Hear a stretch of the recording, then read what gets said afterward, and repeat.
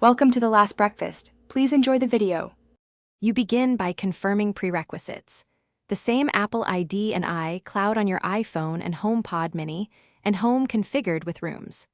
Turn on the latest HomePod and iPhone update so features match.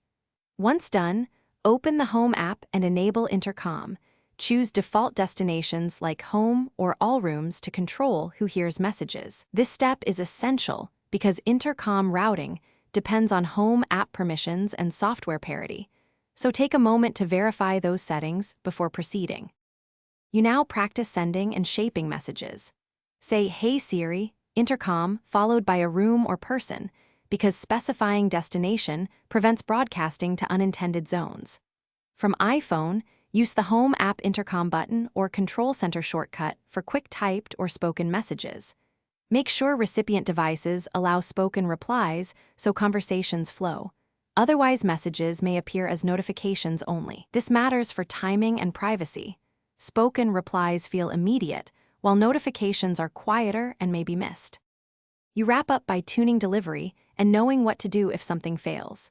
Adjust notification and volume settings per device in the Home app so messages route and sound correctly.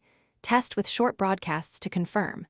If Intercom fails, restart the HomePod, check Wi-Fi, and ensure iCloud and home permissions remain intact, then re-enable Intercom if needed.